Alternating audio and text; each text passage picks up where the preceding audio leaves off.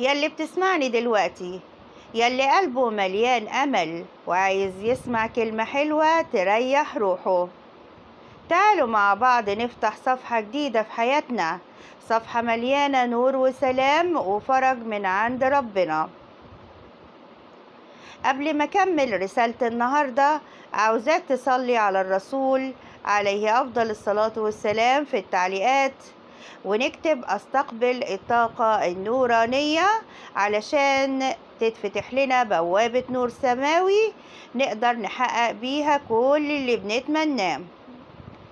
الحياة ساعات بتقفلك أبواب كتير، بتحس إنك مغمور ومتضايق، يمكن أحلامك اتكسرت أو ظروفك مش ماشية معاك، بس صدقني دي كلها مجرد محطات وهتعدي بإذن الله.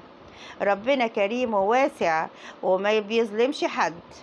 افتكر دايما إن مع كل عسر في حياتك ربنا محضر لك يسر وبيحط لك فرج قدامك، يمكن مش شايفه دلوقتي بس قريب هتحس بيه.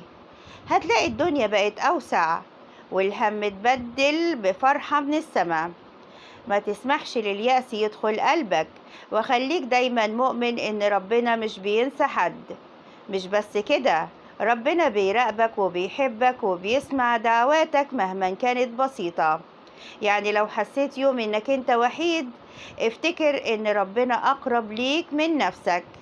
في ناس حواليك ممكن يحاولوا يحبطوك أو يقللوا من قيمتك، ابعد عنهم وابعد عن كل حاجة بتسحب طاقتك وبتخلي عندك طاقة سلبية. اوعى تدي مكان للحزن في قلبك، لأن طاقتك هي سر قوتك، وكل ما كانت إيجابية كل ما ربنا هيكرمك وهيزيدك خير. النهاردة رسالتي ليك فيها بشارة كبيرة، رزق جديد في الطريق، فرصة هتغير حياتك للأحسن. باب كان مقفول ربنا هيفتحه لك فجأة، وممكن تكون بداية جديدة لمشروع جديد أو علاقة جديدة أو حتى خبر جميل يفرح قلبك. نصيحتي ليك، خليك دايما متفائل واعمل خير حتى لو مفيش حد شايفك.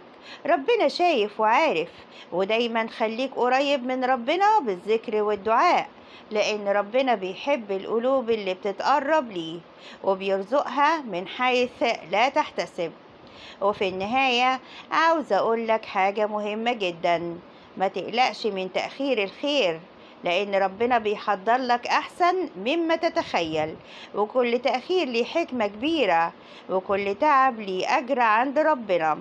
خليك صبور وخلي أملك في ربنا كبير، وخلي قلبك مفتوح للنور اللي جاي، وربنا معاك دايما في كل خطوة. اللهم بارك فيك وافتح لك أبواب الخير والرزق، وابعد عنك كل شر وهم.